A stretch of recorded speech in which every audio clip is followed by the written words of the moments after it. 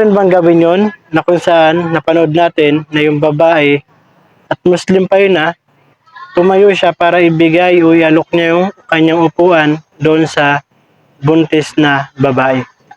Actually, bihira yung gumagawa nito, no? Lalong-lalo na ito sa atin sa Pilipinas na minsan meron na ngang buntis sa harap mo, nahihirapan na, ikaw naman na halimbawa meron pa dyan, no? Hindi naman sa nilalahat natin, meron pa dyan yung iba lalaki rin na alam natin na mas deserve ng ibang tao katulad ng mga ganitong tao na buntis, no? Mas deserve nila umupo, no? Nahihirapan sila kung titignan natin. So yung iba, hindi nila kayang iiwan yung bangko nila, hindi nila kayang ipamigay, no? Kumbaga sa madaling salita, hindi nila kayang maging gentleman, no, sa mga ganitong sitwasyon.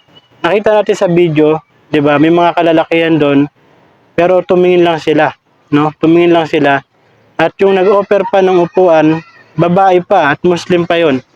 So, isa na namang kabutihan ito ng kamusliman na naipakita sa buong mundo.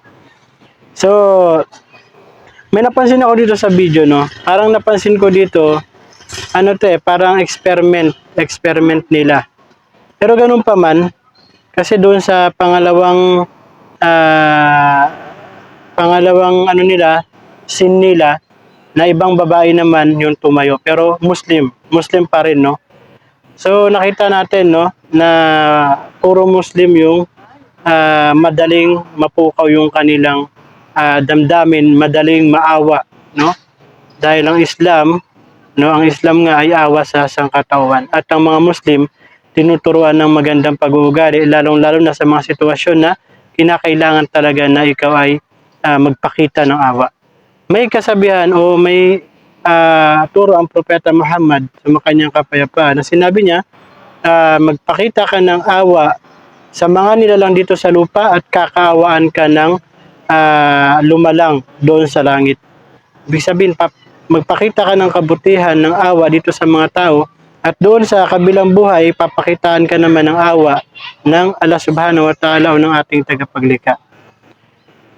So, parehong experiment to, kumbaga social media experiment. So sa maikling video na ito, nakakuha na naman tayo ng aral. Kung hindi ka pa pala nakapollow sa page na ito, mag-follow ka lang, at para meron ka pang mga makita ng mga ibang aral na mga video katulad nito, at madagdagan pa ang mga kaalaman mo patungkol sa Islam. At kung may mga katanungan kayo, pwede kayong mag-direct PM sa akin, at inshallah bibigyan natin ng kasagutan kung nalalaman natin ito. Maraming salamat po.